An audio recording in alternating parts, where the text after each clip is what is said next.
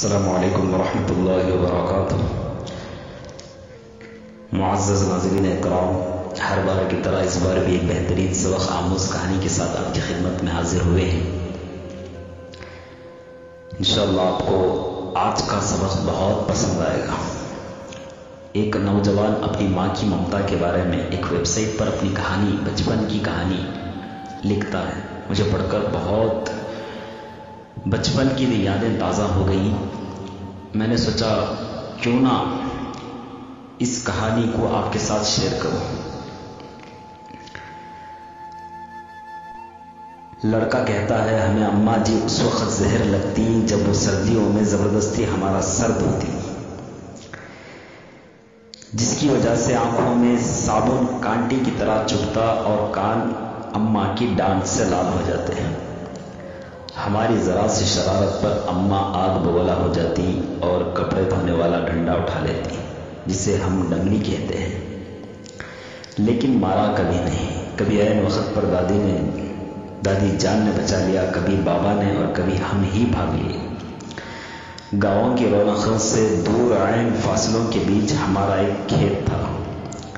کھیت سے پگڈنڈی پکڑ کر گاؤں جانا اماں کا سب سے بڑا شاپنگ ٹور ہوا کرتا تھا۔ پگڈنڈی کے معنی ہیں کھیتوں کے راستے، جہاں پر بہت سارے درختوں کے سائے ہوتے ہیں، اسے پگڈنڈی کہتے ہیں۔ اسے پکڑ کر جانا اماں کا سب سے بڑا شاپنگ ٹور ہوا کرتا تھا، اور اس ٹور سے محروم رہ جانا ہماری سب سے بڑی بدنصیبی تھی۔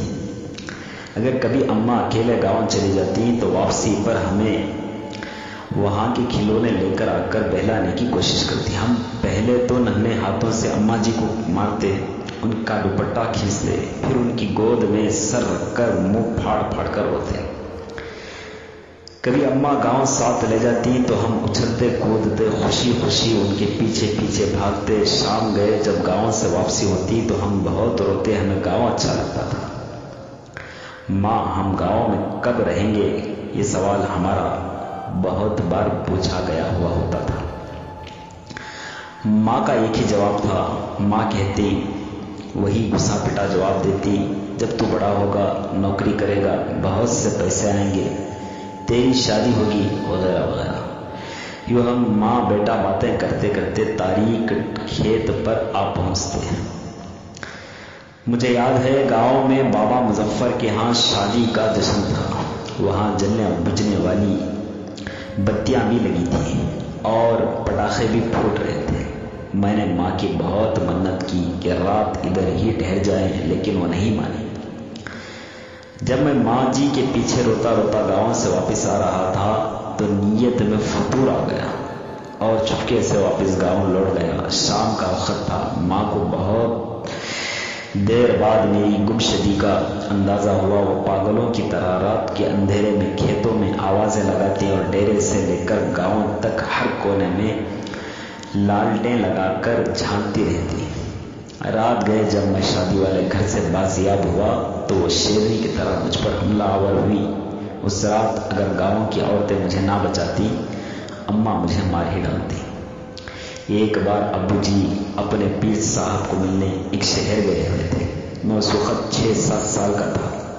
مجھے شدید بخار ہو گیا۔ اماں جی نے مجھے گرم چادر میں لپیٹ کر کندھے پر اٹھایا اور کھیتوں سے گزرتی 3 کلومیٹر دور گاؤں کے اڈے پر ڈاکٹر کو دکھانے لے گئی۔ واپسی پر ایک کھالے یعنی نالے کو پھلانگتے ہوئے وہ کھیت میں گر گئی، لیکن مجھے بچا لیا۔ انہیں شاید گھٹنے پر چوٹ آئی۔ ان کے منہ سے میرے لیے حسبی اللہ نکلا۔ یہ واقعہ میری زندگی کی سب سے پرانی یادداشتوں میں سے ایک ہے۔ یقیناً وہ بڑی ہمت والی خاتون تھی اور آخری سانس تک محنت مشقت کی چکی پیستی رہی۔ پھر جانے میں کب بڑا ہو گیا اور اماں سے بہت دور چلا گیا۔ سال بھر بعد جب گھر آتا تو ماں گلے لگا کر خوب روتی، لیکن میں سب کے سامنے ہنستا رہتا۔ پھر رات کو جب سب سو جاتے، چپکے سے ماں کے ساتھ جا کر لیٹ جاتا اور اس کی چادر میں منہ چھپا کر خوب روتا۔ ماں کھیت میں چارہ کاٹتی اور بہت بھاری پنڈڑی سر پر اٹھا کر ٹوکے کے سامنے آ پھینکتی۔ کبھی کبھی خود ہی ٹوکے میں چارہ ڈالتی اور خود ہی ٹوکا چلاتی۔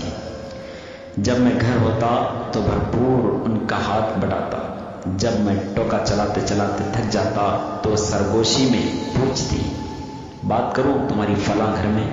وہ جانتی تھی کہ میں پیدائشی عاشق ہوں اور ایسی باتوں سے میری بیٹری فل چارج ہو جاتی۔ پھر ہم نے گاؤں میں گھر بنا لیا اور ماں نے اپنی پسند سے میری شادی کر دی۔ میں فیملی لے کر شہر چلا آیا اور ماں نے گاؤں میں اپنی الگ دنیا بسا لی۔ وہ میرے پہلے بیٹے کی پیدائش پر شہر بھی آئی۔ میں نے انہیں سمندر کی سیر بھی کرائی۔ کلفٹن کے ساحل پر چائے پیتے ہوئے انہوں نے کہا، اس سمندر سے تو ہمارے ڈیرے کا چھپڑا زیادہ خوبصورت لگتا ہے۔ ماں بیمار ہوئی تو میں چھٹی پر ہی تھا۔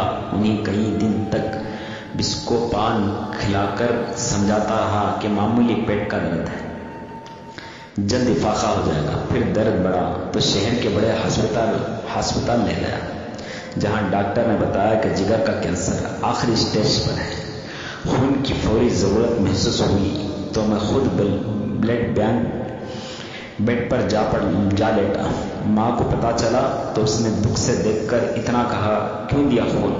خرید لاتا، کہیں سے پاگل کہیں کا۔ میں بمشکل اتنا کہہ سکا، اماں خون کی چند بوندوں سے تو وہ قرض بھی ادا نہیں ہو سکتا جو آپ مجھے اٹھا کر گاؤں ڈاکٹر کے پاس لے گئی تھی، اور واپسی پر کھالا یعنی نالا پھلانگتے ہوئے گر گئی تھی۔ وہ کھلکھلا کر ہنسی تو میں نے کہا، اماں مجھے معاف کر دینا، میں تیری خدمت نہ کر سکا۔ میرا